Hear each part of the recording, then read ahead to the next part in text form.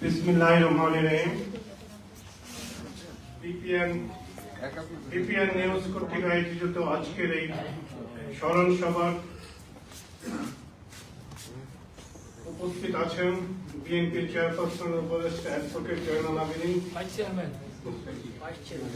বিএনপির vice chairman, বিএনপির কেন্দ্রীয় কমিটি উপস্থিত আছেন, আমন্ত্রিত বিশেষ অতিথিবৃন্দ উপস্থিত, বিএনপির বিভিন্ন পর্যায়ের নেতৃবৃন্দ, সাংবাদিক ভাইরা, আসসালামু আলাইকুম।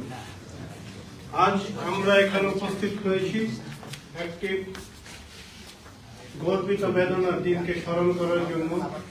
আজ আমরা এখানে উপস্থিত হয়েছি একজন শহীদ জননেতাকে স্মরণ করার জন্য, যিনি জীবনের শেষ নিঃশ্বাস পর্যন্ত গণতন্ত্রের অগ্নিশিখাকে বুকে ধারণ করেছিলেন।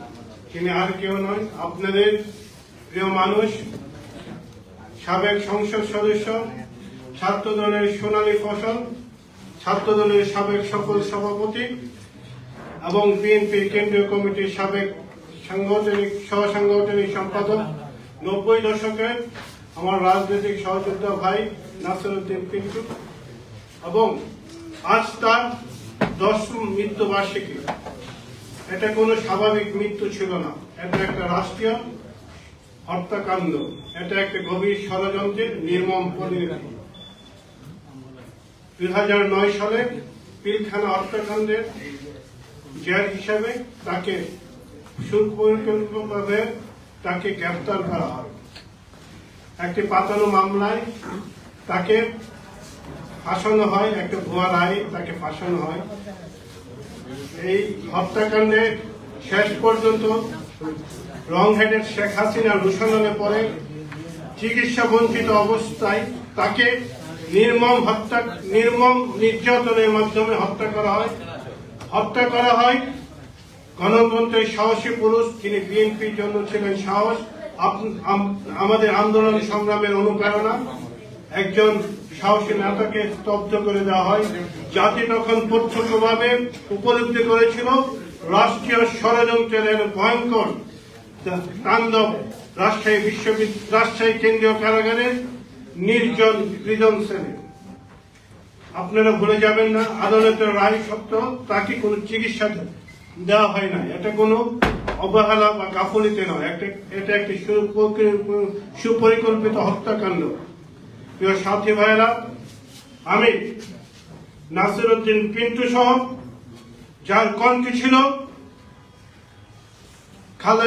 শহীদ জিয়ার রক্তের আদর্শ, যিনি আমাদের নেত্রী বেগম খালেদা জিয়ার প্রতি ছিলেন অবিচল, এবং তার প্রতিটি কর্ম ছিল আমাদের জননেতা তারেক রহমানের প্রতি অবিচল আস্থা এবং বিশ্বাস।